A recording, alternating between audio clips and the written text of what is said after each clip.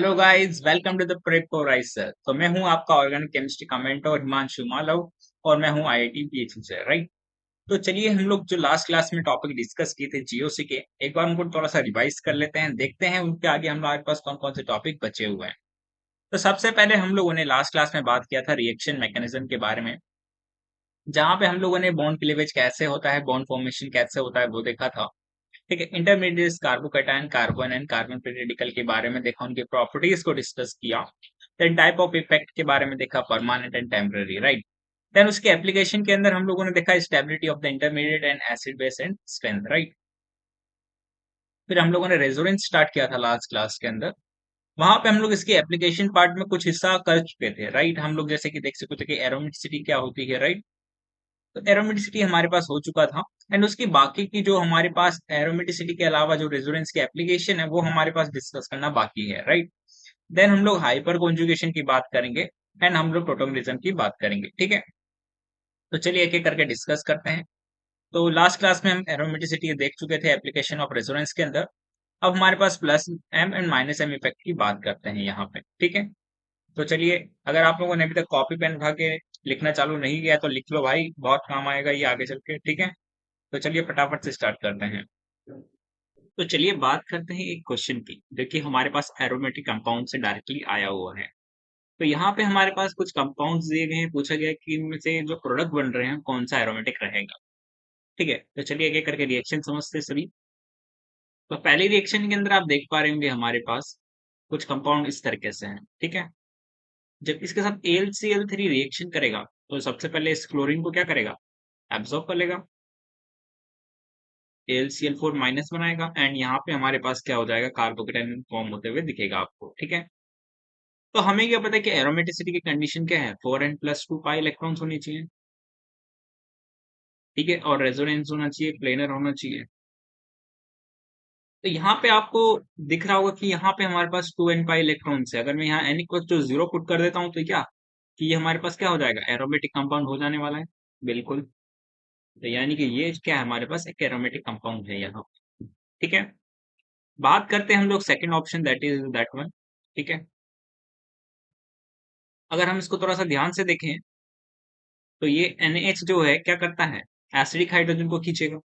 तो यहाँ पे हमारे पास दो एसिडिक हाइड्रोजन है, इसमें से जब एक को खींच लेगा, ठीक है, तो यहाँ पे क्या बन जाएगा, हाइड्रोजन गैस बन जाएगा इस तरीके से। और साथ ही में क्या होगा, यहाँ पे हमारे पास एक कार्बोकेटाइन जनरेट हो जाएगा। कार्बोकेटाइन होगी, कार्बोएनाइन होगा, कार्बोएनाइन जनरेट होगा, राइट। बिकॉज क्योंकि यहाँ से H+ निकला है तो लाइक वहां पे क्या लीव होगा, नेगेटिव चार्ज लीव होगा, राइट। तो यहाँ पे हमारे पास कुछ इस तरीके से कार्बोएनाइन का फॉर्मेशन देखने को मिलने वाला है, ठीक है। एक हाइड्रोजन रहेगा, एक यहाँ पे हमारे पास लोन पे अलॉन्ग विद नेगेटिव चार्ज। आप यहाँ पे देख सकते हैं कि 6 पाई इलेक्ट्रॉन्स है, ठीक है। तो यानी कि ये क्या है, हमारे पास सिस्टम भी क्या है, एरोमेटिक यहाँ पे देखने को मिलने वाला है, ठीक है। लोन पेयर को भी हम लोग यहाँ पे कंसिडर करेंगे। देन थर्ड थिंग, यहाँ पे हमारे पास है डाई कीटोन। जब NH4 होल्ड वाइज CO3 के साथ रिएक्शन करता है, ठीक है, तब हमारे पास क्या प्रोडक्ट फॉर्म होगा, थोड़ा सा इसको समझते हैं पहले कि हमारे पास रिएक्शन किसके साथ हो रही है एक्चुअल में, ठीक है। जब इसको हम लोग 100 डिग्री सेल्सियस के अराउंड जब हीट करते हैं तो होता ये है कि ये हमारे पास बाय प्रोडक्ट में अमोनिया, CO2 एंड यहाँ पे H2O गैस देता है, ठीक है। ये दोनों तो हमारे पास डाइकीटोन से कोई रिएक्शन नहीं देंगे, बट जो अमोनिया है ये डाइकीटोन के साथ डायरेक्टली रिएक्शन देता है, ठीक है। तो क्या रिएक्शन देगा थोड़ा समझते हैं यहाँ पे, और क्या प्रोडक्ट फॉर्म होगा हमारे पास वो ज्यादा इंपॉर्टेंट है। तो यहाँ पे हमारे पास जो अमोनिया है वो क्या करेगा, इसके न्यूक्लियोफिलिक सेंटर पे जाके अटैक करेगा, ठीक है। जैसे ही अटैक करेगा तो क्या बनेगा हमारे पास यहाँ पे, कुछ इस तरीके से हमारे पास NH3 पॉजिटिव बन जाएगा एंड O माइनस बन जाएगा, ठीक है। इंट्रामोलिकुलरली क्या होगा, प्रोटोनेशन होगा। तो यहाँ पे हमारे पास प्रोटॉन एक्सचेंज होने जाने वाला है यहाँ पे इनडायरेक्टली, ठीक है। तो यहाँ पे OH रहेगा हमारे पास, यहाँ पे NH3, ठीक है, कुछ इस तरीके से, यहाँ पे डबल बॉन्ड और यहाँ पे इस तरीके से, ठीक है। इंट्रामोलिकुलरली हमारे पास क्या होगा, यहाँ पे एक और बार न्यूक्लियोफिलिक सेंटर पे अटैक होगा बाय द अमोनिया, और हमारे पास यहाँ पे क्या बन जाएगा, कितना मेंबर रिंग बन जाएगा, 1 2 3 4 एंड 5 मेंबर रिंग बन जाएगा, ठीक है। तो यहाँ पे मैं 5 मेंबर रिंग बना देता हूँ डायरेक्टली। तो आप लोगों को ये प्रोडक्ट बनते हुए नजर आएगा, ठीक है। जैसे ही आप लोग यहाँ पे हिट करेंगे तो यहाँ पे क्या होगा, जो हमारे पास एसिडिक हाइड्रोजन है ठीक है, वो क्या करेगा, इस वाटर के साथ यहाँ से लीव कर जाएगा। ठीक है, तो यहाँ पे हमें पाई बॉन्ड का फॉर्मेशन देखने को मिलेगा इस तरीके से, आप लोग यहाँ पे समझ सकते हैं। यहाँ पे हमारे पास पाई बॉन्ड का फॉर्मेशन देखने को मिलेगा। तो यहाँ पे भी आप समझ सकते हैं कि जो हमारे पास यहाँ पे बना है, तो ये हमारे पास एक्चुअल में क्या दे रहा है, 6 पाई इलेक्ट्रॉन्स दे रहा है। ठीक है, और हमारे पास रेजोनेंस हो रहा है, तो यानी कि ये भी क्या है, हमारे पास 6 पाई इलेक्ट्रॉन के साथ एरोमेटिक कंपाउंड है। ठीक है, इतनी सी बात आपको समझ में आनी चाहिए। देन बात करते हैं इसकी, तो यहाँ पे सिमिलर काम होगा, ये H+ इस पे जाके अटैक करेगा फर्स्ट ऑफ ऑल। देन हमारे पास क्या हो जाएगा, यहाँ पे ये वाला जो इलेक्ट्रॉन डेंसिटी है वो पॉजिटिव चार्ज पे की तरफ बढ़ेगा, एंड पॉजिटिव चार्ज यहाँ पे डिलोकलाइज होकर यहाँ पे आ जाने वाला है। ठीक है, तो फाइनल जो प्रोडक्ट हमारे पास बनेगा यहाँ पे क्या बन जाएगा, कुछ इस तरीके से बन जाएगा, राइट, पॉजिटिव चार्ज एंड यहाँ पे हमारे पास OH। तो आप यहाँ पे देख सकते हैं कि यहाँ पे हमारे पास 6 पाई इलेक्ट्रॉन्स आपको डिलोकलाइज होते हुए नजर आ रहे हैं, प्लेनर स्ट्रक्चर है। तो बिल्कुल यहाँ पे हमारे पास क्या देखने को मिलने वाली है, एरोमेटिसिटी देखने को मिलने वाली है। ठीक है, इसका मतलब हमारे पास चारों के चार ऑप्शंस क्या है, सही है, क्योंकि वो सारे के सारे क्या दे रहे हैं, एरोमेटिक कंपाउंड का फॉर्मेशन देखने को मिल रहा है। चलिए बात करते हैं नेक्स्ट क्वेश्चन की। तो यहाँ पे हमारे पास नेक्स्ट क्वेश्चन है, which of the following molecules in the pure form is are unstable at room temperature. ठीक है, तो चार ऑप्शन से चेक करते हैं एक एक करके। तो यहाँ आप देख पा रहे होंगे कि 4 पाई इलेक्ट्रॉन तो है, बट यहाँ पे हमारे पास ये sp3 हाइब्रिडाइज्ड होने के कारण नॉन प्लेनर चला गया। इसका मतलब ये जो कंपाउंड है that is the non aromatic compound. ठीक है, और अनस्टेबल का मतलब है कि रूम टेम्परेचर पे कि वो क्या है, एक्चुअल में एंटी एरोमेटिक सिस्टम रहा होगा। ठीक है, ये बात हमेशा याद रखना। तो हमें एंटी एरोमेटिक की सर्च करना है कि एंटी एरोमेटिक कौन है। तो यहाँ की बात करते हैं, तो यहाँ पे हमारे पास क्या है, 4n पाई इलेक्ट्रॉन्स हैं। ठीक है, और यहाँ पे हमारे पास प्लेनर भी है, और आप समझ सकते हैं कि प्लेनर है और 4n पाई इलेक्ट्रॉन्स हैं, रेजोनेंस हो रखा है। तो बिल्कुल ये क्या है, हमारे पास एंटी एरोमेटिक सिस्टम है। ठीक है, सिमिलर तरीके से मैं यहाँ पे बात करूँ, तो अगेन इसको हम लोग कैसे लिख सकते हैं, इस तरीके से लिख सकते हैं। आप लोगों को आइडिया होना चाहिए इस चीज के बारे में पहले से। ठीक है, O- एंड H+ यहाँ पे इस तरीके से लिख सकते हैं, पॉजिटिव एंड नेगेटिव की फॉर्म में। तो यहाँ पे आप देखेंगे कि अगेन हम लोगों को क्या देखने को मिल रहा है, 4 पाई इलेक्ट्रॉन्स देखने को मिल रहे हैं। तो ये सिस्टम हमारे पास क्या हो जाएगा, ठीक है, एंटी एरोमेटिक सिस्टम हो जाएगा इस तरीके से। इसकी मैं बात करूं, तो इसको भी अगेन हम लोग उसी तरीके से क्लासिफाई करेंगे। अभी हाल ही में हम लोग ये शायद पीछे देख चुके हैं, अगेन मैं आपको यहाँ पे बता देता हूँ। ठीक है, इस तरीके से ये हमारे पास क्या हो जाएगा, एरोमेटिक फॉर्म हो जाएगा। ठीक है, कि यहाँ पे हमारे पास क्या है, 6 पाई इलेक्ट्रॉन्स हैं। तो इसका मतलब हमारे पास एंटी एरोमेटिक बी एंड सी है। तो ये दोनों हमारे पास क्या होंगे, रूम टेम्परेचर पे अनस्टेबल रहने वाले हैं। चलिए बात करते हैं हम लोग अब IIT 2023 में आए हुए एक क्वेश्चन की। तो which amongst the following are aromatic. ठीक है, पूछा गया है कि इन सब में से एरोमेटिक कौन सा है। तो अब काफी आसान है क्वेश्चन, एक बार खुद से ट्राई कीजिए, अगर नहीं बनता है तो मैं खुद तो हुई ही। ठीक है, तो होप यू आप सभी लोगों ने ट्राई किया होगा इस क्वेश्चन को। तो सबसे पहले की बात करते हैं हम लोग यहाँ पे। ठीक है,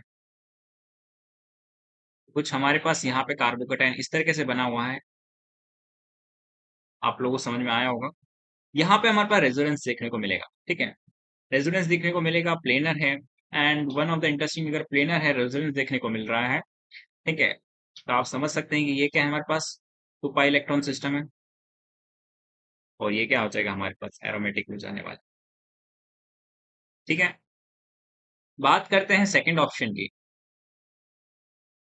यहाँ पे हमारे पास क्या है, कुछ इस तरीके से है।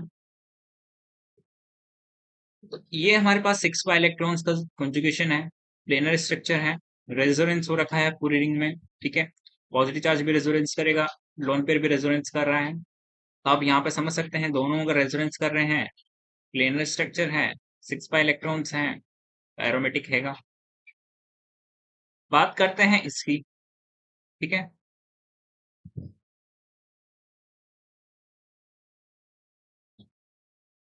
यहाँ पे जैसे ही नेगेटिव चार्ज आया, लोन पेयर आया, तो होगा क्या, ये हमारे पास क्या बन चुका है, 8 पाई इलेक्ट्रॉन सिस्टम बन चुका है और 8 पाई इलेक्ट्रॉन सिस्टम हमारे पास एंटी एरोमेटिक सिस्टम में चला जाता है। ठीक है, तो बदनसीबी इस क्वेश्चन की कि यहाँ पे अगर पॉजिटिव चार्ज होगा तो भाई ये एरोमेटिक बन जाता है, अगर नेगेटिव चार्ज है तो एंटी एरोमेटिक है।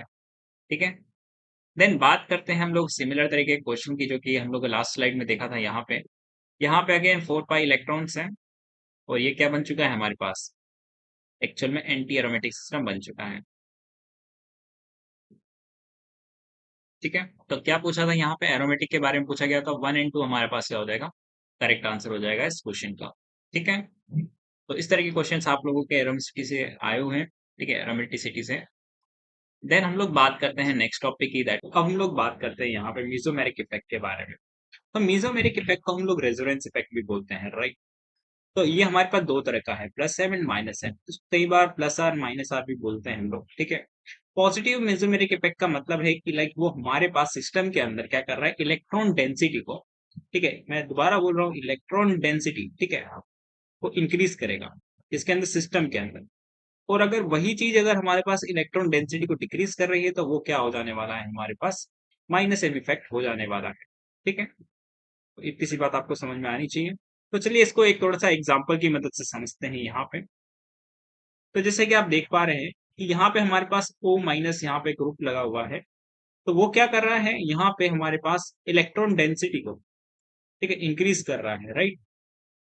कहाँ पे कर रहा है इलेक्ट्रॉन डेंसिटी को इंक्रीज, ऑर्थो पे, ठीक है, पैरा पोजिशन पे। ठीक है, आपको ऑर्थो एंड पैरा का मतलब पता ही होगा। ठीक है, बेंजीन रिंग के ऊपर कहाँ पे ऑर्थो होता है, कहाँ पे पैरा होता है। तो यहाँ पे इलेक्ट्रॉन डेंसिटी को क्या कर दे रहा है, वो इंक्रीज कर दे रहा है। ठीक है, तो ये हमारे पास ऑर्डर रहता है।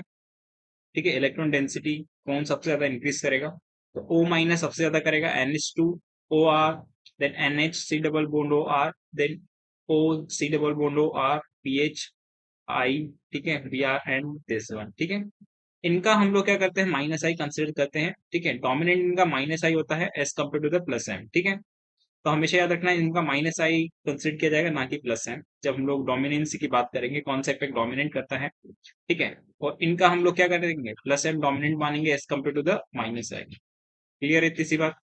तो जब प्लस एम लग रहा होगा तो वहां पे माइनस आई को इग्नोर कर देंगे, और इनके लिए हम लोग क्या करेंगे, माइनस आई को कंसिडर करेंगे as compared to the plus M. Clear है। अच्छा, कैसे पहचाने कि प्लस एम की माइनस एम है, सबसे सिंपल तरीका देखो। अगर हमारे पास बेंजीन रिंग से डायरेक्टली, ठीक है, डायरेक्टली डबल बॉन्ड के साथ लोन पेयर है, सॉरी डायरेक्टली लोन पेयर लगा हुआ है, ठीक है, तो वो हमारे पास क्या है, एक तरीके का, या फिर नेगेटिव चार्ज भी है तो वो हमारे पास क्या, एक तरीके का प्लस एम है। ठीक है, और अगर हमारे पास डायरेक्टली डबल बॉन्ड लगा हुआ है, या फिर हमारे पास कोई भी इस तरीके का भी है, ठीक है, कार्बन के साथ एन लगा हुआ है या फिर कुछ भी लगा हुआ है, ठीक है, इस तरीके का सिस्टम डायरेक्टली लगा हुआ है, मैंने कहीं पर भी ऐसा नहीं बोला कि कहीं पे गैप आके लगा हुआ है, नहीं, डायरेक्टली अटैच्ड है, तभी हमारे पास क्या होगा, ये माइनस एम कहलाएगा। ठीक है, तो यहाँ पे आप देख सकते हैं NO2 के अंदर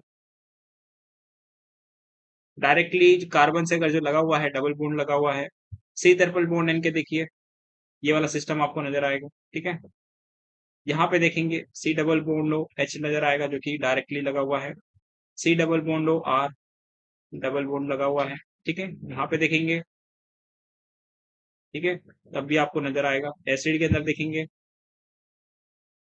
तो भी आपको नजर आएगा। ठीक है, अमाइड के अंदर देखेंगे तो भी आपको वो चीज नजर आएगी। तो इस तरीके से आप इसको याद रख सकते हैं, कहीं पर भी डबल बॉन्ड या से हमारे पास ट्रिपल बॉन्ड नजर आ रहा है डायरेक्टली अटैच, तो माइनस एम है।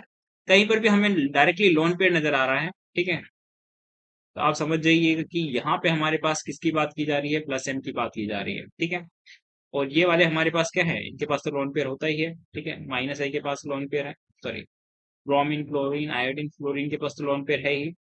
जबकि हमारे पास क्या है, पीएच जो है, इसको एक्सेप्शनली याद रखिए कि ये हमारे पास क्या करेगा, एज अ प्लस एम देता है एंड माइनस आई इसका डोमिनेट होता है। ठीक है, बात करें माइनस एम इफेक्ट की, तो माइनस एम हमारे पास क्या करता है, एक्चुअल में इलेक्ट्रॉन डेंसिटी को डिक्रीज करता है ऑर्थो एंड पैरा से।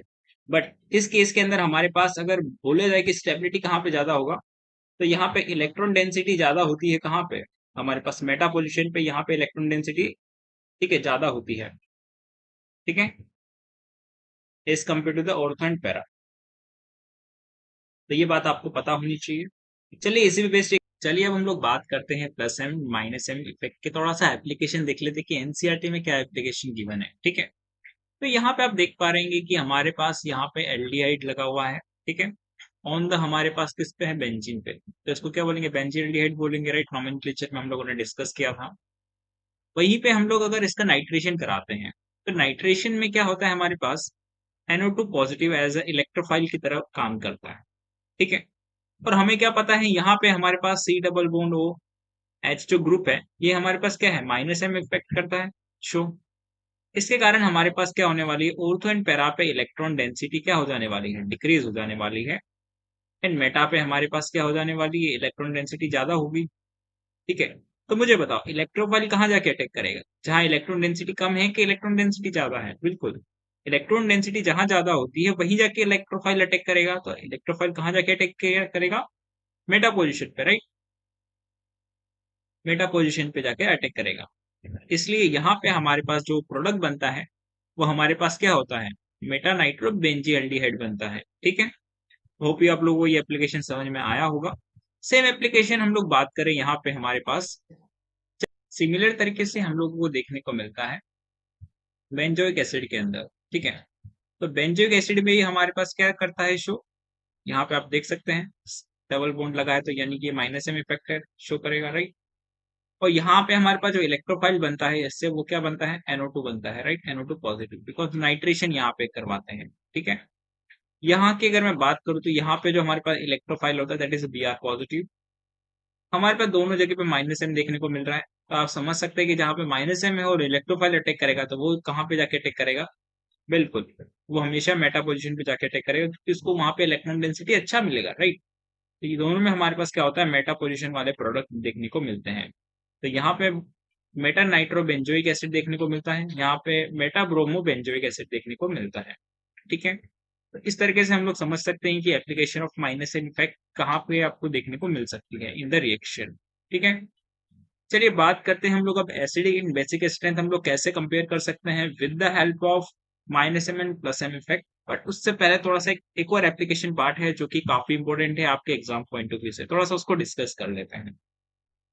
तो यहाँ पे हमारे पास क्या देखने को मिल रहा है, जो एनिलीन है उस पे हम लोगों ने नाइट्रेशन कराया है। ठीक है, तो यहाँ पे हमें देखने को मिला कि 51% तो हम लोगों को क्या देखने को मिल रहा है, एक्चुअल में यहाँ पे हमारे पास 51% है पैरा प्रोडक्ट, बट हम लोगों को यहीं पे 47% क्या देखने को मिल रहा है, मेटा प्रोडक्ट देखने को मिल रहा है। ऐसा क्यों, ठीक है, इसका थोड़ा सा रीजन समझते हैं, बट उससे पहले थोड़ा सा अंडरस्टैंड करते हैं कि कौन सा इफेक्ट कैसे काम कर रहा है, कैसे नहीं कर रहा है। ठीक है, तो जो हमारे पास NH2 है उसके पास क्या है, लोन पेयर है, यानी कि ये क्या है, हमारे पास प्लस एम इफेक्ट है, राइट, शो करेगा। और जब इलेक्ट्रोफाइल जाएगा अटैक करने के लिए, तो वो कहाँ पे जाएगा, जहां पे इलेक्ट्रॉन डेंसिटी ज्यादा होगा, तो यानी कि ऑर्थो एंड पैरा पोजिशन पे ही क्या होता है, इलेक्ट्रॉन डेंसिटी प्लस एम के लिए क्या होता है, ज्यादा होता है। तो यानी कि ऑर्थो पैरा पोजिशन पे ही हमारे पास क्या होना चाहिए था, अटैक होना चाहिए था। यानी कि ये बात तो सही है, बट ये थोड़ा सा कॉन्ट्रोवर्शियल लग रहा है कि मेटा पोजिशन पे प्रोडक्ट कैसे बना, राइट। तो इसी को थोड़ा सा समझने के लिए हम लोग बात करते हैं कि जब हमारे पास NO2 फॉर्म हो रहा था, ठीक है, और जो एनिलीन है हमारे पास वो क्या एक अच्छा बेस है, और जब बेस है और बेस के अंदर जब आप एसिड डालेंगे तो क्या बन जाएगा, हमारे पास यहाँ पे एक एनिलीनियम क्लोराइड बन जाएगा। इसी के कारण जो पॉजिटिव चार्ज है, ठीक है, तो यहाँ पे जो पॉजिटिव चार्ज आया है, ठीक है, वो क्या कर देगा इसको, positive charge that convert into a minus M effect. ठीक है, इसी को क्या कर देगा, माइनस एम इफेक्ट दे देगा। तो जैसे ही माइनस एम इफेक्ट देगा तो यहाँ पे हमारे पास क्या देगा, माइनस एम इफेक्ट क्या करेगा, इलेक्ट्रॉन डेंसिटी को क्या कर देगा, डिक्रीज कर देगा, राइट। इलेक्ट्रॉन डेंसिटी को डिक्रीज करके क्या कर देगा, उसको मेटा डायरेक्टिंग कर देगा। इसलिए यहाँ पे हम लोगों को मेटा प्रोडक्ट भी देखने को मिला है, बिकॉज क्योंकि हम लोगों ने एसिड डाला है और एसिड के अंदर जब बेस से रिएक्शन करेगा तो ये कुछ हमारे पास एनिलीनियम क्लोराइड बन जाता है, जो कि हमारे पास पॉजिटिवली चार्ज होने के कारण माइनस एम इफेक्ट शो करता है। उसके कारण ये क्या होता है, मेटा डायरेक्टिंग कन्वर्ट हो जाता है, ठीक है, उसी वक्त। इसलिए हम लोगों को यहाँ पे मेटा प्रोडक्ट भी देखने को मिला है साथ ही में, और पैरा प्रोडक्ट भी देखने को मिला है। तो पेरा प्रोडक्ट जो होता है हमारे पास 51% होता है, मेटा प्रोडक्ट 47% होता है, और जो ऑर्थो प्रोडक्ट होता है दैट इज ओनली 2%। तो आपको ये बात पता होनी चाहिए कि कौन सा प्रोडक्ट क्यों बन रहा है, ठीक है। चलिए एक और हम लोग बात करते हैं यहाँ पे। अगर हमारे पास मान लीजिए कि यहाँ पे CH3 लगा हुआ है, ठीक है, यहाँ पे हमारे पास NO2 लगा हुआ है, और हम लोग यहाँ पे Br2 डालते हैं। तो यहाँ पे हमारे पास जो Br2 है that is the releasing Br positive as a cation, ठीक है, इलेक्ट्रोफाइल की तरह काम करेगा। तो मुझे बताओ कौन सी पोजीशन पे जाके अटैक करेगा। 1 और 2 दोनों पोजीशन है, ठीक है। तो थोड़ा सा देखते हैं। जो ये वाला कम है हमारे पास, ये क्या है हमारे पास, एक्चुअल में ऑर्थो एंड पैरा डायरेक्टिंग है, ठीक है। और ये हमारे पास क्या है, मेटा डायरेक्टिंग है। क्योंकि ये क्या करेगा, हमारे पास माइनस एम इफेक्ट से क्या करेगा, इलेक्ट्रॉन डेंसिटी खींच लेगा, ठीक है, ऑर्थो पैरा से। तो यानी कि ये क्या करेगा, इलेक्ट्रॉन की डेंसिटी को कहाँ से नहीं खींच पाएगा, मेटा से नहीं खींच पाएगा, ठीक है। तो यानी कि जो पॉजिटिव चार्ज है ब्रोमीन आयन का, वो कहाँ जाके अटैक करेगा, मेटा पे। और ये बोल रहा है कि CH3 क्या कर रहा है, ऑर्थो पैरा पे इलेक्ट्रॉन डेंसिटी को इंक्रीज कर रहा है, ठीक है। और यहाँ पे क्या हो रहा है, मेटा पोजीशन पे इलेक्ट्रॉन डेंसिटी इंक्रीज कर रहा है। तो इसके हिसाब से मेटा क्या है, ये है। इसके हिसाब से ऑर्थो क्या है, ये है। दोनों पे बात हो गई। तो यानी कि Br पॉजिटिव कहाँ अटैक जाके करेगा, फर्स्ट पोजीशन पे जाके अटैक करेगा, ठीक है। तो यहाँ पे जो हमें प्रोडक्ट देखने को मिलेगा वो कौन सा प्रोडक्ट देखने को मिलेगा, फाइनली कुछ इस तरीके से देखने को मिलेगा। आपको थोड़ा सा कंपैरिजन आना चाहिए कि कौन सा हमारे पास प्लस एम शो कर रहा है, कौन सा माइनस एम शो कर रहा है, कहाँ पे इलेक्ट्रॉन डेंसिटी कौन इंक्रीज कर रहा है। जब आप ये थोड़ा सा समझने लग जाएंगे तो आप प्रोडक्ट भी बनाना सीख जाएंगे, ठीक है। चलिए अब हम लोग बात करते हैं थोड़ा एप्लीकेशन पार्ट की, एसिडिक बेसिक स्ट्रेंथ कैसे कंपेयर कर सकते हैं, एंड हमारे पास और भी केटायन एनायन की स्टेबिलिटी कैसे कंपेयर कर सकते हैं, वो थोड़ा सा डिस्कस करते हैं, ठीक है, with the help of the minus M and plus M effect. चलिए देखते हैं। चलिए बात करते हैं हम लोग अब एप्लीकेशन पार्ट, ठीक है। एप्लीकेशन में हमारे पास पहला है एसिडिक एंड बेसिक स्ट्रेंथ, ठीक है। सेकंड है हमारे पास stability of the carbocation and carbanion. तो सबसे पहले हम लोग बात करते हैं एसिडिक एंड बेसिक स्ट्रेंथ के बारे में। तो जब हमारे पास जब प्लस एम इफेक्ट अगर हमारे पास डोमिनेंट है, तो हमारे पास इसका मतलब है कि वहां पे आप लोगों को बेसिक स्ट्रेंथ क्या देखने को मिलने वाली है, ज्यादा देखने को मिलने वाली है, ठीक है। और अगर आपके पास माइनस एम इफेक्ट ज्यादा देखने को मिल रहा है, ठीक है, तो यानी कि वहां पे आपको एसिडिक स्ट्रेंथ क्या देखने को मिलने वाली है, ज्यादा देखने को मिलने वाली है, ठीक है। थोड़ा सा इसको समझते हैं कि इसके पीछे कंसेप्ट क्या है। मान लेते हैं हमारे पास कुछ ग्रुप है, ठीक है, OH ग्रुप है, ठीक है। जब ये रिलीज करेगा तो क्या बनेगा, O माइनस बनेगा, ठीक है। यानी कि H प्लस इसने रिलीज कर दिया, यानी कि ये क्या करेगा, एज एसिड की तरह काम करेगा। तो हम लोग बोलते हैं कि अगर ये स्टेबल बना, ठीक है, इसका मतलब H प्लस इजिली रिमूव हो जाएगा। तो यानी कि स्टेबिलिटी किस पे डिपेंड करी है, यानी कि एनाइन की स्टेबिलिटी किस पे डिपेंड करती है, माइनस एम पे डिपेंड करेगी। तो यानी कि जब हमारे पास एसिड की बात कर रहा हूँ, अच्छा एसिड कब होगा, जब उसका माइनस एम इफेक्ट क्या हुआ, स्ट्रॉन्ग होगा।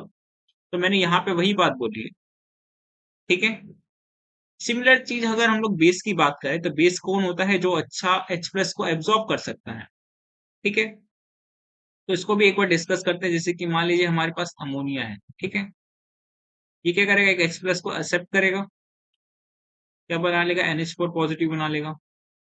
पॉजिटिव को कौन स्टेबलाइज करता है, ठीक है, प्लस एम स्टेबलाइज करेगा बाय डोनेटिंग इलेक्ट्रॉन्स, ठीक है। स्टेबलाइज जब इसको प्लस एम कर रहा है, तो इसका मतलब यहाँ पे हमारे पास क्या देखने को मिलने वाला है, प्लस एम स्टेबलाइज कर रहा है, तो यानी कि उसकी बेसिक स्ट्रेंथ को कौन बना रहा है, बढ़ा रहा है, ठीक है, प्लस एम बढ़ा रहा है, राइट। तो इसका मतलब हमारे पास प्लस एम बढ़ेगा तो यानी कि बेसिक स्ट्रेंथ बढ़ेगी, माइनस एम बढ़ रहा है तो यानी कि एसिडिक स्ट्रेंथ बढ़ेगी, ठीक है। सेम चीज हमारे पास यहाँ से समझ में आती है कि कार्बोकेटाइन की स्टेबिलिटी जो है डायरेक्टली प्रोपोर्शनल होती है प्लस एम के, ठीक है, यहाँ से देख सकते हैं आप लोग।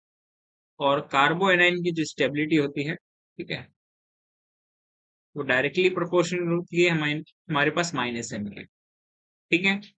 तो इस तरह से आप लोग कंपेयर करके भी क्वेश्चन को सॉल्व कर सकते हैं एसिडिक एंड बेसिक स्ट्रेंथ का, ठीक है। देन हम लोग बात करते हैं क्वेश्चन की, जो कि आपके PYQ में आया हुआ है।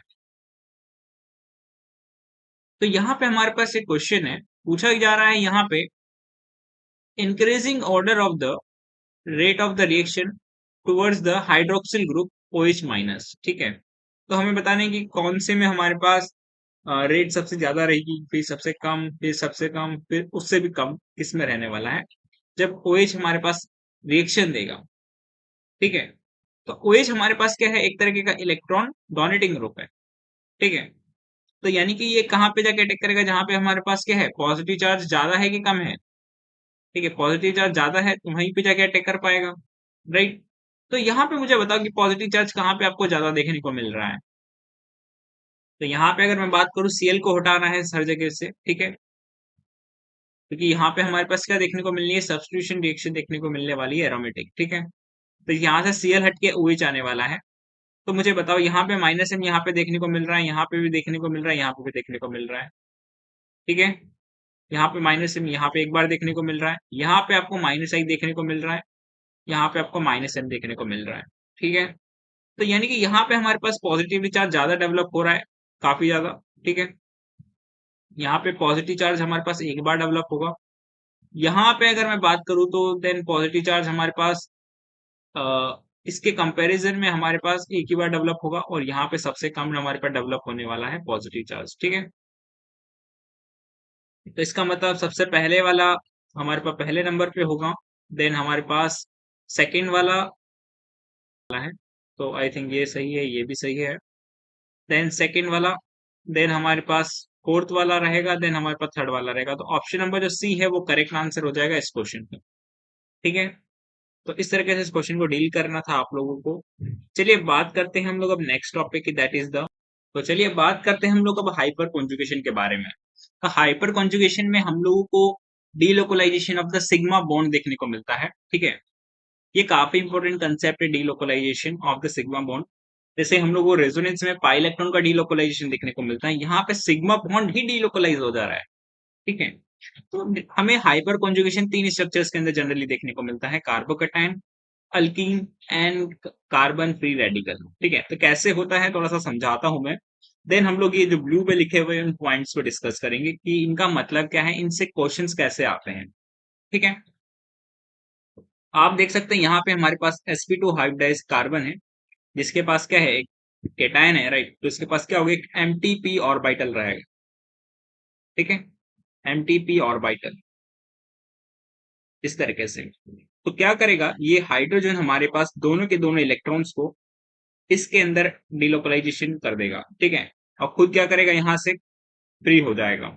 समझ में आया, तो यानी कि यहाँ पे आपको सिग्मा बॉन्ड का ट्रांसफर होते हुए दिख रहा है एक तरीके से। तो यहाँ पे हमारे पास क्या हो जाएगा, इस तरीके से डबल बॉन्ड फॉर्म हो जाएगा, CH2 कार्बन हाइड्रोजन। ठीक है, ये बॉन्ड फॉर्म हो जाएगा, और यहाँ से H प्लस इस तरीके से रिलीज हो जाएगा। क्लियर है, तो यहाँ पे आप देखेंगे कि हमारे पास ऊपर भी चार बॉन्ड बने हुए हैं कार्बन हाइड्रोजन के बीच में। ठीक है, चार यहाँ पे है, दो हाइड्रोजन के साथ, तो यानी कि यहाँ पे कितने होंगे, छह बॉन्ड्स हैं। यहाँ पे भी आप देखेंगे तो यहाँ पे भी आपको सिक्स बॉन्ड नजर आएंगे, मतलब यहाँ पे कभी भी बॉन्ड्स का हमारे पास सेक्रीफाइस देखने को नहीं मिल रहा है। इसलिए इसको आइसोवैलेंट हम लोग हाइपर कॉन्जुगेशन भी बोल सकते हैं। ठीक है, जहां पे हमें बॉन्ड्स, जितने बॉन्ड हमारे पास इनिशियली थे, फाइनल स्ट्रक्चर में भी हमारे पास उतने ही बॉन्ड अगर हैं, तो इसको आइसोवैलेंट हाइपर कॉन्जुगेशन बोलते हैं। ठीक है, चलिए यहाँ पे बात करते हैं हम लोग अल्कीन के केस में। तो आपको पता होगा कि हमारे पास जो पी ऑर्बिटल्स है यहाँ पे फुल्ली फिल्ड है। ठीक है, तो फुल्ली फिल्ड हमारे पास क्या है, पी ऑर्बिटल है, fully filled P orbital. And यहाँ पे हमारे पास क्या होता है, पी ऑर्बिटल्स के ओवरलैपिंग से तो क्या बनता है, पाई बॉन्ड बनता है। ठीक है, तो हमारे पास क्या होगा, ये जो पाई, ये वाला जो सिग्मा इलेक्ट्रॉन है वो इसके साथ क्या करेगा, पाई बॉन्ड बनाएगा, और यहाँ से क्या करेगा, इसको रिलीज कर देगा। तो जैसे ही ये वाला रिलीज होगा, तो हमारे पास स्ट्रक्चर क्या हो जाएगा, इस तरीके से दिखने लगेगा। ठीक है, यहाँ पे कार्बोनाइन बन जाएगा इस तरीके से, और यहाँ पे हमारे पास हाइड्रोजन रिलीज हो जाएगा इस तरीके से। ठीक है, और इन दोनों में क्या हुआ है, हमारे पास ओवरलैपिंग हुई है, तो यहाँ पे क्या आ जाएगा, हमारे पास पाई इलेक्ट्रॉन आ जाएगा इस तरीके से। ठीक है, तो अगर आप यहाँ पे नंबर ऑफ बॉन्ड्स गिनेंगे तो कितना है, तीन यहाँ पे है, चौथा ये है, पांचवा हाइड्रोजन बनाएगा, छठा, सातवां, आठवां, नौ, तो यहाँ पे 9 बॉन्ड्स थे। ठीक है, यहाँ पे आप देखेंगे तो यहाँ पे आपको 8 ही बॉन्ड नजर आएंगे। देखिए, एक, दो, तीन, चार, पांच। ठीक है, एक हाइड्रोजन, छह, सात, एक, आठ। ठीक है, दो हाइड्रोजन ने बनाया हुआ इधर, आठ। यानी कि यहाँ पे हमारे पास क्या हुआ, एक बॉन्ड सेक्रीफाइस हुआ है। ठीक है। इसलिए इस तरह के हाइपर कॉन्जुगेशन को हम लोग सेक्रीफाइस्ड हाइपर कॉन्जुगेशन भी बोलते हैं। ठीक है, क्योंकि यहाँ पे हमारे पास जितने बॉन्ड पहले थे उससे एक हम लोगों ने सेक्रीफाइस कर दिया है। ठीक है। यहाँ पर भी हमारे पास आइसोवेलेंट देखने को मिलता है। आइसोवेलेंट मतलब कि जितने हमारे पास पहले थे उतने ही हमारे पास बॉन्ड बाद में रहेंगे। कैसे होता है ये हाइपर कॉन्जुगेशन, थोड़ा समझाता हूँ। ठीक है। यहाँ का हमारे पास क्या है, 2 इलेक्ट्रॉन्स है, राइट। तो ये क्या करेगा, हमारे पास एक इलेक्ट्रॉन उठा के क्या कर देगा, इसको डोनेट कर देगा। ठीक है, और यहाँ पे क्या बना लेगा, एक पाई बॉन्ड बना लेगा। देन हमारे पास ये जो इलेक्ट्रॉन है यहाँ से रिलीज हो जाने वाला है। क्लियर है इतनी सी बात। तो यहाँ पे हमारे पास जो स्ट्रक्चर बन के आएगा दैट इज द, तो यहाँ पे हमारे पास कार्बन फ्री रेडिकल की फॉर्म में निकल जाने वाला है। तो होप यू आप लोग को ये कंसेप्ट समझ में आया होगा, हाइपर कॉन्जुगेशन कैसे हो रहा है। चलिए इसी पे बेस्ड कुछ हमारे पास अल्फा एच कैसे कैलकुलेट करते हैं वो हम लोग देखेंगे, बट उससे पहले इसका इंपॉर्टेंस आप समझ गए होंगे कि यहाँ पे एमटीपी ऑर्बिटल, ठीक है, कि अंदर हमारे पास सिग्मा इलेक्ट्रॉन जा रहा है। ठीक है, कार्बोकेटाइन के केस में। अल्कीन के केस में हमारे पास पाई सिस्टम का डिलोकलाइजेशन देखने को मिल रहा है, और इसके अंदर हमारे पास फुल्ली फिल्ड पी ऑर्बिटल है। ठीक है, फुल्ली फिल्ड पी ऑर्बिटल होती है। एंड हमारे पास यहाँ पे बात करूं कार्बन फ्री रेडिकल के केस में, तो यहाँ पे पार्शियली फिल्ड पी ऑर्बिटल है। क्लियर है इतनी सी बात। देन हम लोग बात करते हैं calculation of alpha H. Alpha H, ठीक है। तो मैंने क्या बोला था कि आपको ये वाला जो बॉन्ड है वो क्या कर रहा है, इसके साथ डिलोकलाइजेशन कर रहा है। ठीक है, इसके साथ भी ये वाला केस हमारे पास डिलोकलाइजेशन करेगा, ये भी हमारे पास डिलोकलाइजेशन कर रहा है। इसमें ये तीनों डिलोकलाइजेशन कर रहे हैं। ठीक है, आप देखेंगे कि ये जो कार्बन है हमारे पास, ये अल्फा कार्बन है। ठीक है, और अल्फा कार्बन के ऊपर लगे हुए एच क्या कहलाते हैं, अल्फा एच कहलाते हैं। ठीक है, तो अल्फा कार्बन के ऊपर जो एच लगे रहते हैं उसको क्या बोलते हैं, अल्फा एच बोलते हैं। तो जितने हमारे पास अल्फा एच होंगे उतने ज्यादा हमारे पास क्या होंगे, इसके साथ डिलोकलाइजेशन के चांसेस ज्यादा होंगे, और उतनी ही हमारे पास क्या होगी, स्टेबिलिटी होगी। यानी कि अल्फा एच हमारे पास जितने ज्यादा होंगे उतनी ही हमारी पास क्या बढ़ने वाली है, स्टेबिलिटी बढ़ जाने वाली है। क्लियर है इतनी सी बात। तो यहाँ पे हम लोग देखते हैं, सबसे पहले अल्फा एच की कैलकुलेशन हमें सीखनी पड़ेगी। तो यहाँ पे हमारे पास क्या है, एक ही अल्फा कार्बन है। ठीक है, तो यहाँ पे हमारे पास कितने हाइड्रोजन है, 1 2 3, 3 हाइड्रोजन। यानी कि यहाँ पे कितने हाइड्रोजन हो गए, अल्फा एच हमारे पास 3 हो गए। ठीक है, इसके बगल वाला हमारे पास क्या है, अल्फा कार्बन है ये वाला। यहाँ पे कितने हाइड्रोजन है हमारे पास, अल्फा कार्बन पे 2 हाइड्रोजन है। यहाँ पे मैं बात करूं तो अल्फा हाइड्रोजन हमारे पास कितने हैं, 3 हैं। यहाँ पे बात करूं 3 अल्फा कार्बन है, और हर के पास 3 3 है, 3 है। तो यानी कि हमारे पास यहाँ पे अल्फा हाइड्रोजन कितने हो जाने वाले, 3 × 3, इट मीन्स 9 हो जाने वाले हैं। क्लियर है इतनी सी बात। तो इस तरीके से हम लोग स्टेबिलिटी भी कंपेयर कर सकते हैं। ठीक है, with the same time of system, system हमारे पास सेम होना चाहिए। ठीक है, कार्बोकेटाइन का कार्बोकेटाइन के साथ करेंगे, अल्कीन का अल्कीन के साथ करेंगे। ठीक है, ऐसा नहीं कि दोनों को मिक्स कर दिया तो ऐसा नहीं चलेगा। क्लियर है इतनी सी बात। चलिए बात करते हैं इस क्वेश्चन की। तो यहाँ पे हमारे पास क्वेश्चन है कि कौन सा हमारे पास स्पीसीज स्टेबलाइज हो रहा है आइसोवेलेंट हाइपर कंजुगेशन के थ्रू। इसका मतलब कि हमारे पास नंबर ऑफ बॉन्ड्स हमारे पास क्या है, सेम है, जितने हमारे पास हाइपर कॉन्जुगेशन स्ट्रक्चर में थे जितने हमारे पास ओरिजिनल स्ट्रक्चर में है। सेक्रीफाइसल में क्या होता है हमारे पास, इसमें क्या होता है, हाइपर कॉन्जुगेटेड स्ट्रक्चर में नंबर ऑफ बॉन्ड्स कम हो जाते हैं as compared to the original structure.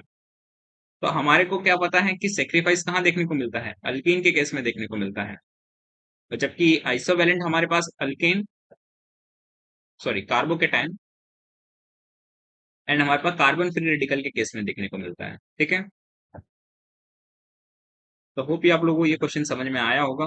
और ऑप्शन हमारे पास क्या उनसे कौन से हो जाने वाले, free radical and the carbocation is the answer of this question. Clear है इतनी सी बात।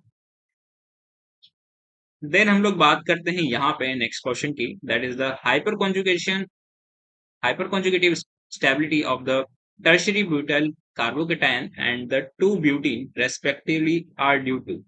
ठीक है, किसके कारण होता है, थोड़ा समझते हैं यहाँ पे। ठीक है, कार्बोकेटाइन देख के आप डायरेक्टली भी कर सकते हैं, ब्यूटीन देख के आप डायरेक्टली भी आंसर कर सकते हैं, क्योंकि मैंने कंसेप्ट बता दिया है। बट थोड़ा सा एक बार देख लेते हैं फिर भी। ठीक है, इस तरीके से हमारे पास कार्बोकेटाइन होगा, टर्शियरी ब्यूटाइल, एंड हमारे पास यहाँ पे ब्यूटीन की बात कर रहा हूं मैं, तो आई थिंक, ठीक है, तो हमारे पास 2 ब्यूटीन है। तो यानी कि सेकंड नंबर पे हमारे पास क्या लगने वाला है, 3 लगने वाला है, ठीक है, इस तरीके से। तो यहाँ पे आप देख पा रहे हैं कि हमारे पास इन दोनों के अंदर, ठीक है, यहाँ पे हमारे पास सिग्मा इलेक्ट्रॉन जो है वो किसके अंदर जा रहे हैं, हमारे पास फुल्ली फिल्ड पी ऑर्बिटल है, ठीक है, उसके अंदर जाएंगे और यहाँ पे पाई डी लोकलाइजेशन देखने को मिलने वाला है। यहाँ पे जो अल्फा एच है हमारे पास एम टी पी ऑर्बिटल के अंदर जाएगा। तो हम लोग यहाँ पे समझ सकते हैं कि एम टी पी ऑर्बिटल यहाँ पे है, ठीक है, एंड यहाँ पे हमारे पास सिग्मा इलेक्ट्रॉन क्या है, पाई स्टार इलेक्ट्रॉन के साथ डी लोकलाइजेशन कर रहा है, ठीक है। तो देखो ये वाला ऑप्शन तो हमारे पास गलत हो गया है, ठीक है। सिग्मा इलेक्ट्रॉन हमारे पास कैटायन के केस में, ठीक है, पी फील्ड के साथ तो नहीं जाता है, ये तो गलत है, ठीक है। पी फील्ड हमारे पास सिग्मा में जाएगा कि बिल्कुल नहीं, सिग्मा सिग्मा स्टार में जाएगा बिल्कुल नहीं। तो यानी कि ये तीनों ऑप्शन तो गलत हो गए हैं सरासर। ऑप्शन नंबर ए हमारे पास सही है, ठीक है। हो सकता है कि वो पाई की जगह पाई स्टार इलेक्ट्रॉन के साथ डिलोकलाइजेशन करे, तो ये चीज हमारे पास सही है, ऐसी कोई गलत बात नहीं है, ठीक है। चलिए बात करते हैं इसके एप्लीकेशन पार्ट की, हाइपर कंजुगेशन के स्टेबिलिटी एंड उसके एप्लीकेशन पार्ट की, ठीक है। Stability of carbocation, carbon free radical and alkyne, मैंने आपको बताया जितना ज्यादा हमारे पास अल्फा एच होंगे उतनी ही ज्यादा हमारे पास स्टेबिलिटी होने वाली है, ठीक है। ओके, देन हमारे पास एक सबसे इंपॉर्टेंट जो एप्लीकेशन है हाइपर कंजुगेशन का, that is the heat of hydrogenation, जहां से आपके क्वेश्चन आया हुआ है, ठीक है। तो इसको थोड़ा सा समझते हैं, थोड़ा सा टाइम देते हैं, क्योंकि इस चीज से क्वेश्चन आएगा, अगर आएगा तो हाइपर कंजुगेशन से। तो समझते हैं हम लोग हीट ऑफ हाइड्रोजनेशन।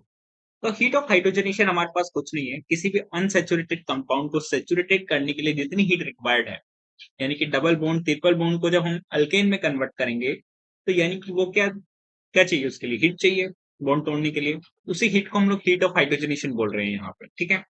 यानी कि हमारे पास डबल बॉन्ड को सिंगल बॉन्ड में कन्वर्ट करने के लिए जो हीट रिक्वायर्ड है, ठीक है, उसी को हम लोग क्या बोलेंगे, हीट ऑफ हाइड्रोजनेशन बोलेंगे। या फिर हमारे पास ट्रिपल बॉन्ड भी हो गया, उसके लिए कितनी हीट रिक्वायर्ड है, ठीक है, उसको हम लोग क्या बोलेंगे, हीट ऑफ हाइड्रोजनेशन बोलेंगे यहाँ पे। चलिए एक एक करके थोड़ा सा समझते हैं कि हीट ऑफ हाइड्रोजनेशन हम लोग कैसे कंपेयर कर सकते हैं, ठीक है, चलिए देखते हैं। तो हीट ऑफ हाइड्रोजनेशन को समझने के लिए सबसे पहले इस ग्राफ को समझना काफी इंपॉर्टेंट हो जाएगा। बिना इस ग्राफ के अगर आप हीट ऑफ हाइड्रोजनेशन को समझने के लिए जाएंगे तो बहुत ज्यादा कचरा हो जाने वाला है, ठीक है। बहुत सारे कॉन्ट्रेडिक्टिव फैक्ट आपको नजर आएंगे, बट इस ग्राफ की मदद से वो सारे के सारे क्लियर हो जाते हैं। मैं कहूंगा कि अगर आप कभी भी हीट ऑफ हाइड्रोजनेशन का क्वेश्चन कर रहे हैं और वो डेल्टा एच से रिलेटेड है कहीं ना कहीं, तो आप ग्राफ बना के उस क्वेश्चन को डील कीजिए, काफी आसान लगेगा आपको, थोड़ा सा थ्योरी भी आपका क्लियर हो जाएगा टाइम के साथ, ठीक है। तो यहाँ पे अगर मान लेते हैं हमारे पास कि अल्फा एच हमारे पास किसको रिप्रेजेंट करता है, डायरेक्टली स्टेबिलिटी को रिप्रेजेंट करता है, ठीक है। ये बात मैंने आपको बताई है। और स्टेबिलिटी अगर किसी कंपाउंड की ज्यादा है, इसका मतलब कि उसकी एनर्जी क्या होने वाली है, हमारे पास कम होने वाली है। ये बात आपको पता होनी चाहिए, ठीक है। तो सेम कंसेप्ट यहाँ पे हम लोगों ने यूज किया हुआ है इसके लिए, ठीक है। यहाँ पे अगर मैं अल्फा एच की बात करूं तो हमारे पास अल्फा एच कितने हैं, यहाँ पे 3 अल्फा एच है, ठीक है। और यहाँ पे अगर मैं बात करूँ 3 यहाँ पे होंगे 3 यहाँ पे होंगे, तो अल्फा एच कितने हो गए, हमारे पास 6 हो गए। और यहाँ पे अगर मैं बात करूँ अल्फा एच की, तो कितने हो जाएंगे, 3 4 12, राइट। अल्फा एच यहाँ पे हमारे पास कितने हो जाएंगे, 12 हो जाएंगे, ठीक है। अल्फा एच जितने ज्यादा हमारे पास उसकी एनर्जी कितनी रहने वाली है, उतनी ही कम रहेगी, राइट। तो यानी कि ये हमारे पास क्या है, लेस स्टेबल है, और ये हमारे पास क्या है, मोस्ट स्टेबल है, ठीक है। क्लियर है इतनी सी बात। तो इसका मतलब यानी कि अगर हम लोगों को लेस या फिर हमारे पास मोर स्टेबल कंपाउंड को अल्केन में कन्वर्ट करना है तो उसके लिए डेल्टा एच वन कुछ लगेगा, इसको अगर कन्वर्ट करना है तो डेल्टा एच टू कुछ लगेगा, और अगर इसको कन्वर्ट करना है तो कुछ डेल्टा एच थ्री लगेगा, ठीक है। तो मुझे बताओ कि जिसके पास अल्फा एच ज्यादा है, ठीक है, उसको क्या कम एनर्जी लग रही है, बिल्कुल। यानी कि हमारे पास एनर्जी अगर हमारे पास क्या है, कम है, यानी कि हमारे पास क्या है, मॉलिक्यूल स्टेबल है, ठीक है। स्टेबल कब होगा, जब उसके पास क्या होंगे, अल्फा एच ज्यादा होंगे, क्लियर है। और जब एनर्जी कम चाहिए है तो उसका डेल्टा एच क्या हो गया, कम हो गया। तो यानी कि अगर अल्फा एच ज्यादा है तो उसका डेल्टा एच क्या होने वाला है, कम होने वाला है। यहाँ से आप कंपेयर करके निकाल सकते हैं, राइट। मैं यही बात आपको बोलना चाह रहा था यहाँ पे, जो जितना हमारे पास लेस स्टेबल रहेगा, उसका डेल्टा एच ज्यादा होगा। ठीक है, तो ये क्वेश्चन है हमारे पास, काफी इंपॉर्टेंट क्वेश्चन है। अगर मान लेते किसी के अंदर हमारे पास रेजोनेंस हो रहा है, ठीक है, तो उसका डेल्टा एच हमारे पास और कम हो जाएगा। समझ में आ रहा है? अगर मान ली कि डेल्टा एच वन है, तो अगर उसके अंदर रेजोनेंस भी हो रहा है साथ में, तो लाइक उसका डेल्टा एच वन अगर सिंगल बॉन्ड के कंपैरिजन में थोड़ा सा और डिक्रीज हो जाएगा। ठीक है, बिकॉज की वो स्टेबिलिटी को और इंक्रीज कर दे रहा है। ठीक है, तो यहाँ पे आपको डेल्टा एच का कंसेप्ट समझ में आना चाहिए। तो चलिए इसी पे बेस्ड एक क्वेश्चन देखते हैं यहाँ पे। Heat of hydrogenation of the cyclohexene is 127 kilo joule per mole. ठीक है, तो ये हमारे पास क्या है, साइक्लोहेक्सीन है, और इसको जब हम लोग इसमें कन्वर्ट करते हैं, ठीक है, साइक्लोहेक्सेन में, तो जो हीट रिक्वायर्ड है, ठीक है, तो इसका जो डेल्टा एच है that is the 127 kilo joule per mole. ठीक है, नेक्स्ट लाइन में बोलता है when a second double bond is introduced in a molecule. तो यानी कि अगर मान ले कि इसी में हम लोग क्या करते हैं, एक सेकंड डबल बॉन्ड इंट्रोड्यूस कर देते हैं। सेकंड डबल बॉन्ड इंट्रोड्यूस करने के काफी सारे तरीके हैं। लाइक अगर मैं यहाँ पे कर सकता हूँ, ठीक है, लाइक इसके बाद में डायरेक्टली इसके जस्ट यहाँ नहीं करके यहाँ पे अपोजिट साइड कर सकता हूँ, तो यहाँ तो रेजोनेंस देखने को मिल रहा है। ठीक है, यहाँ पे क्या हमारे पास आइसोलेटेड सिस्टम है, तो आप देख सकते हैं यहाँ पे कि डेल्टा एच वन हमारे पास यहाँ पे कुछ और होगा, यहाँ पे डेल्टा एच टू कुछ और होगा। ठीक है, तो यहाँ पे हमें क्या दे रखा है, जो इसका हीट ऑफ हाइड्रोजनेशन है इन दोनों में से कोई एक होगा, वो उसका हीट ऑफ हाइड्रोजनेशन 231 दे रखा है। ठीक है, तो मैं यहाँ पे बात करूँ, इसको कन्वर्ट करने के लिए हमारे पास कितना चाहिए, 127 चाहिए। इसको कन्वर्ट करने के लिए हमारे पास क्या चाहिए, 127 चाहिए। तो ओवरऑल यहाँ पे डेल्टा एच हमारे पास कितना हो जाने वाला है, delta H plus delta H हो जाएगा, दैट इज द 127 प्लस 127, और यहाँ पे कितना हो जाने वाला है, ये अराउंड 254 हो जाने वाला है kilo joule per mole. But हम लोगों को गिवन कितना है, 231 गिवन है। इसका मतलब वहां पे कहीं ना कहीं रेजोनेंस कंडीशन के कारण उसकी स्टेबिलिटी कम हुई होगी, एंड देन हमारे पास वो प्रोडक्ट फॉर्म हुआ होगा, राइट। तो वही मैं बात यहाँ पे आपको बोलना चाह रहा हूँ। ठीक है, तो यानी कि यहाँ पे रेजोनेंस हुआ है, और डेल्टा एच इसका क्या हो जाएगा, डिक्रीज हो जाने वाला है वहां पे और भी। ठीक है, तो डेल्टा एच हमारे पास क्या होगा, 254 से तो क्या होगा, कम होगा। ठीक है, ये बात आपको समझ में आनी चाहिए। तो यहाँ पे आपको दे रखा है, तो इसका नोमेनक्लेचर अगर मैं बात करूं, तो क्या हो जाएगा, 13 डाइन हो जाएगा इसका नाम। ठीक है, एक्सिन, एक्सिन 13 डाइन। ठीक है, ये हमारे पास क्या हो जाएगा, आंसर हो जाने वाला है इस क्वेश्चन का। तो इस तरीके से इस क्वेश्चन को डील करना था हीट ऑफ हाइड्रोजनेशन के। ठीक है, देन हम लोग बात करते हैं यहाँ पे, which one of the following has the smallest heat of hydrogenation पर मोल। ठीक है, तो यहाँ पे देखते हैं, थोड़ा सा इनके डायग्राम ड्रॉ करते हैं। ब्यूटीन की अगर मैं बात करूं, वन इन की, तो आप समझ सकते हैं कि ये 4 कार्बन की चेन है हमारे पास। ठीक है, CH3, CH3, CH2, यहाँ पे हमारे पास डबल बॉन्ड आया तो CH2 हो जाने वाला है यहाँ पे। ठीक है, एंड देन हमारे पास CH, इस तरीके से हमारे पास ये रहने वाला है। ठीक है, देन हम लोग ट्रांस टू ब्यूटीन की बात करें सिमिलर तरीके से। ठीक है, तो ट्रांस हमारे पास कुछ इस तरीके से दिखेगा। ठीक है,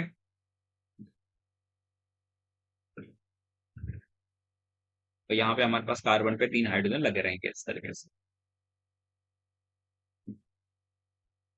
ठीक है, देन हम लोग बात करें सिस टू ब्यूटीन की, तो सिस टू ब्यूटीन आपको पता है इस तरीके से दिखेगा।